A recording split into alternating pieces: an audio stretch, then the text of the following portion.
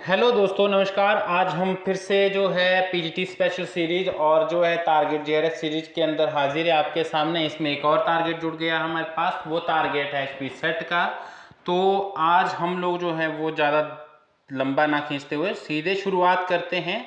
आज डिस्कस करने वाले पल्लव वंश को लेकर के। पल्लव वंश जो है इसकी जो स्थापना थी उसके बारे में जो जानकारी दी जाती है उसमें कुछ मतभेद है। इतिहास में मतभेदों का बहुत महत्वपूर्ण स्थान रहता है, क्योंकि उसकी कोई एग्जैक्ट जानकारी हमारे पास उपलब्ध नहीं होती है। जो साक्ष्य होते हैं उनके आधार पर अनुमान जो है स्थापित किए जाते हैं।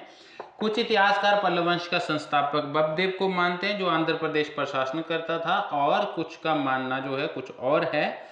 तो वास्तविक संस्थापक जो है हम श्री विष्णु को मानते हैं, और यही जो है इतिहास में आज तक जो है चलता आ रहा है, हम पढ़ते आ रहे हैं। तो लेट्स स्टार्ट। अगर आपने सब्सक्राइब नहीं किया तो बुंगो जीएस को सब्सक्राइब कर सकते हैं। यूजीसी नेट हिस्ट्री और एचपीपीएससी सेट के लिए, इसके अलावा जो है पीजीटी के लिए ये बहुत महत्वपूर्ण लेक्चर होने वाले हैं। पल्लव वंश की जो स्थापना है वो श्री विष्णु के द्वारा की जाती है। 575 से 600 ईस्वी के मध्य स्थापना होती है। 600 ईस्वी तक ये जो है शासन करते हैं। इनके पुत्र होते महेंद्र वर्मन। कालक्रम याद कर लीजिए, ये बहुत महत्वपूर्ण है, आगे भी आपको काम आएगा। 600 से 630 तक ये रहते हैं। नरसिंह वर्मन प्रथम आते हैं, वो 630 से 668 रहते हैं। महेंद्र वर्मन द्वितीय आते हैं, 668 से 670 रहते हैं। फिर जो है परमेश्वर वर्मन प्रथम आते हैं, जो 670 से लेकर के 695 ईस्वी तक शासन करते हैं। उसके बाद नरसिंह वर्मन द्वितीय आते हैं, जो 695 से 720 तक रहते हैं। और परमेश्वरम द्वितीय जो है वो 720 से लेकर के 730 ईस्वी तक जो है वो रहते हैं। अब भीम वर्मन के बाद से नंदी वर्मन द्वितीय के मध्य की वंशावली की अधिक जानकारी उपलब्ध जो है हमारे पास नहीं है, ये तो इसको हम छोड़ रहे हैं। आगे जो है आप देख लीजिए, जो नंदी वर्मन द्वितीय है वो 730 से लेकर के 795 तक रहते हैं। दंती वर्मन भी आते हैं एक, जो 796 से लेकर के 847 ईस्वी तक रहते हैं। नंदी वर्मन तृतीय जो है 847 से 872 ईस्वी तक रहते हैं। और फिर जो है नृप पतंग जो वर्मन है ये 772 से लेकर 800 जो है 872 से लेकर के 882 ईस्वी तक रहते हैं। अपराजित वर्मन जो है वो 882 से लेकर के 897 ईस्वी तक रहते हैं। लगभग मैंने आपको बताया था कि ये लगभग जो है वो 900 ईस्वी तक जो है इनका कार्यकाल जो है वो लगभग चलता है। अब जो है हमें एक एक करके इनके महत्वपूर्ण शासकों के बारे में पढ़ना है, जो हमने ऊपर पढ़ लिया फिलहाल। अब हम जो है थोड़ा विस्तार पूर्वक इनके कामों की चर्चा करेंगे। श्री विष्णु जो था पल्लव वंश का प्रतापी शासक था, इसी के कारण इसे पल्लवों का वास्तविक संस्थापक माना जाता है। इसने अवनी सिंह की उपाधि धारण करी थी। उपाधियां महत्वपूर्ण होती है तो अंडरलाइन कर लीजिए। अवनी सिंह की उपाधि धारण की थी। इसके शासन काल में चेर चोल पांड्य कल्लव राजाओं को युद्ध में पराजित किया था। किसने? इसने जो है श्री विष्णु ने। अपनी ख्याति बढ़ाई। इसकी जानकारी बेल्लूर के पालयम ताम्रपत्र, ये जो महत्वपूर्ण होते हैं ताम्रपत्र, भी ताम्रपत्र से प्राप्त होती है। श्री विष्णु वैष्णव धर्म का अनुयायी था। कौन से धर्म का? वैष्णव धर्म का। इसने मामल्लपुरम जो है में बरहा गुफा का जो है निर्माण, गुहा मंदिर जो है वो निर्माण किया, उसका करवाया। इसी मंदिर में इसने अपनी व अपनी पत्नियों की प्रतिमाएं भी लगाई है। राजाओं के लिए वो बहुत दिक्कत वाली बात नहीं थी। और संस्कृत के महाकवि भारवी इसी के दरबार में जो है वो रहते थे, और इन्होंने किरात अर्जुनियम की जो है वो रचना करी है। तो इस चीज के ये जो फैक्ट बता रहा हूँ बहुत महत्वपूर्ण है, आपके जो है काम आने वाले हैं। महेंद्र वर्मन प्रथम अपने पिता सिंह विष्णु की मृत्यु के बाद शासक बना। इसने मत विलास प्रहसन जो है वो लिखा था। मैंने आपको लास्ट वाले अपने लेक्चर में बताया था कि मत विलास प्रहसन का जो काम है मुख्यतः वो क्या करता है, वो जो है कमेंट करता है, प्रहसन करता है किन के ऊपर? जैन, बौद्ध और उस समय के जो है वो महत्वपूर्ण जो शैव के जो कुछ संप्रदाय थे उनके ऊपर वो कटाक्ष करता है। उसकी पूरी कहानी मैं अपने लेक्चर में बता चुका हूँ। और इसने मतविलास नामक जो है हास्य ग्रंथ की रचना की, जिस कारण इसे मतविलास की उपाधि प्राप्त हुई। और अन्य उपाधियां जैसे गुणभर, शत्रुमल एवं जो है लीलांतापुर की जो है उपाधि धारण जो है लीलांताकुर की जो है उपाधि धारण करी।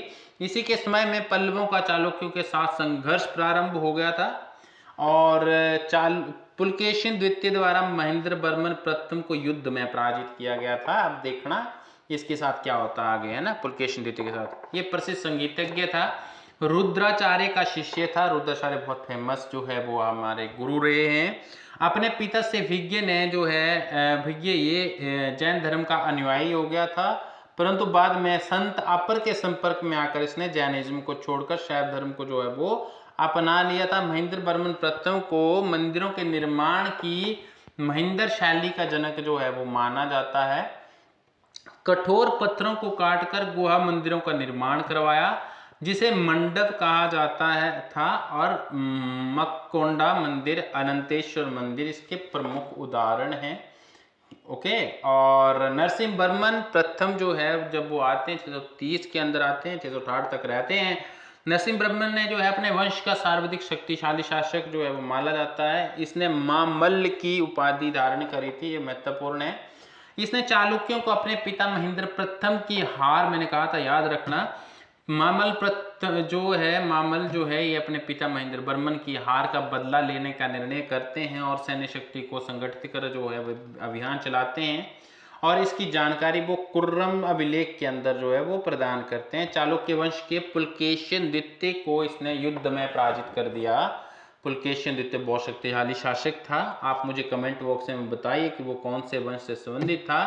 तो चालुक्य वंश तो मैंने यहाँ बता ही दिया, कौन से चालुक्य थे वो भी 3 हैं, तो इसमें भी आगे दिया हुआ कि वो बातापी का था, आप बच गए। इसकी जानकारी हमें बातापी बादामी के मल्लिकार्जुन मंदिर के पाषाण अभिलेख से प्राप्त होती है। पुलकेशिन द्वितीय के साथ 3 युद्ध हुए, पेरियाल, शूरमार, मणिमंगलम, और जो ये तीनों ही युद्ध जो है वो पुलकेशिन द्वितीय हारता है। ओके, और बातापी को जीतने के बाद इन्होंने जो उपाधि धारण करी वो बातापी कोंड की उपाधि धारण करी थी, और इसी के राज्यकाल में चीनी यात्री ह्वेनसांग कांचीपुरम आया था। कौन सा यात्री? चीनी यात्री ह्वेनसांग, ठीक है।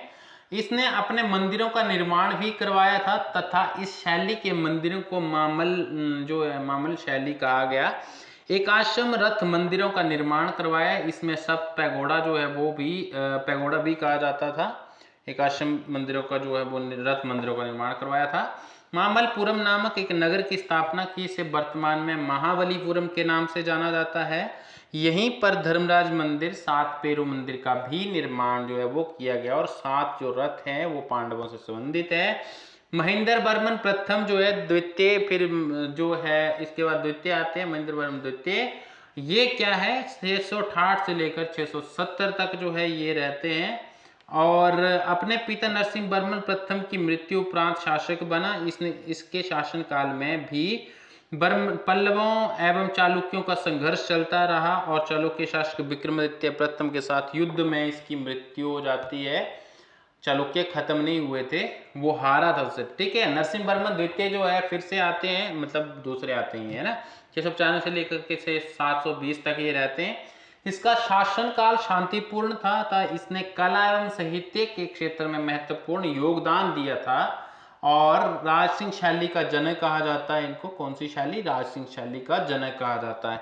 पाषाण ईंटों से मंदिरों का निर्माण करवाया, पत्थर की ईंटों से मंदिरों का निर्माण करवाया। कांची में कैलाशनाथ मंदिर इन्होंने ही बनाया। ऐरातेश्वर मंदिर एवं बैकुंठ के पेरुमल मंदिर बनवाया, और कांची में ही इसने एक संस्कृत महाविद्यालय की स्थापना करी थी। नाम याद रखिएगा, नरसिंह वर्मन द्वितीय। तो क्रोनोलॉजी भी लगाने के लिए आती है, इसलिए मैंने इनको इतना विस्तार से लिखा है। इसने राज सिंह, अगम प्रेय और एवं शंकर भक्त की उपाधि धारण की। संस्कृत के प्रसिद्ध विद्वान दंडी इसके दरबार में थे। इस वर्ष जो है 720 ईस्वी में इसने अपना एक प्रतिनिधि मंडल जो है वो भेजा था, ठीक है। और परमेश्वरम द्वितीय जो है 720 से लेकर के 730 ईस्वी तक रहते हैं, और चालुक्य नरेश विक्रमादित्य ने से एक अपमानजनक संधि के प्रस्ताव को स्वीकार न करने के कारण चालुक्य नरेश ने गंग वंश के शासक के सहयोग से युद्ध में इनको पराजित कर इनकी हत्या कर दी। इसकी मृत्यु के उपरांत जो है पल्लव वंश में कोई भी योग्य शासक न होने के कारण चालुक्य ने कांची पर अधिकार कर लिया। नंदीवर्मन द्वितीय आते हैं, और ये जो है वो पल्लव वंश के अंतिम शासक परमेश्वर वर्मन की मृत्यु के उपरांत जो है राज सत्ता के लिए युद्ध छिड़ गया था। किसी भी योग्य उत्तराधिकारी ना होने के कारण भीमवंश पल्लवों के सहयोगी जो थे वो उसके शासक जो नंदीवर्मन ने सत्ता संभाली। इसने जो है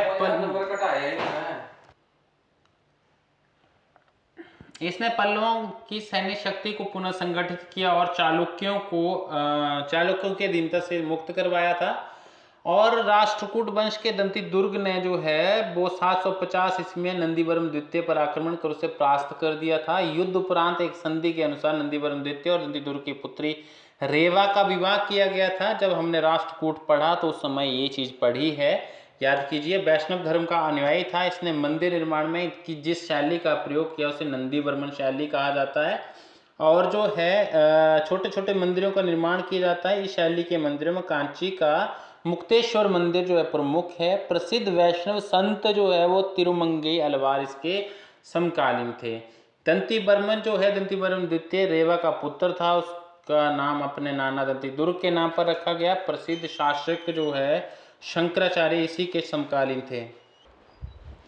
नंदीवर्मन तृतीय जो है 847 से 872 तक जो है ये रहते हैं। अपने पिता दंतीवर्मन की मृत्यु के उपरांत गद्दी पर बैठा और पल्लव वंश की शक्ति काफी क्षीण हो चुकी थी इसके समय तक। और अपने दादा की भांति इसने राष्ट्रकूट नरेश अमोघ वर्ष की पुत्री शंखा से विवाह किया था।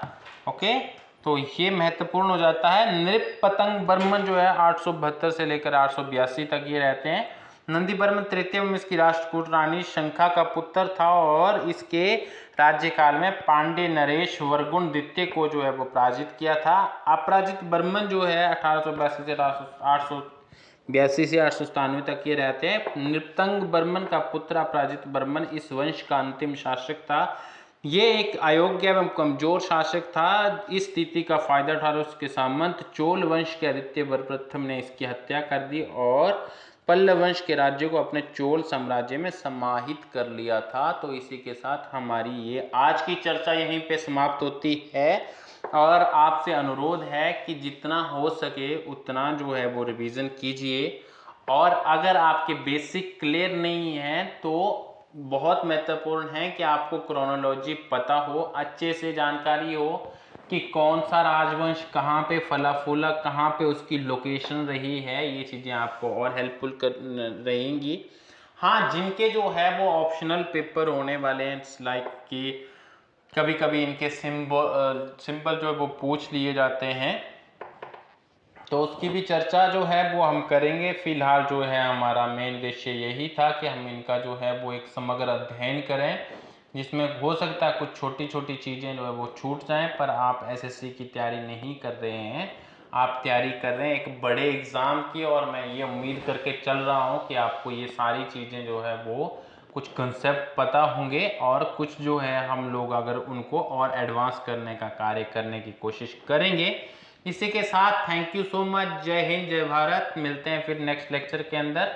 बने रहिए, स्टे ट्यून्ड विद प्रेम और डूंगू जीएस। Thank you so much.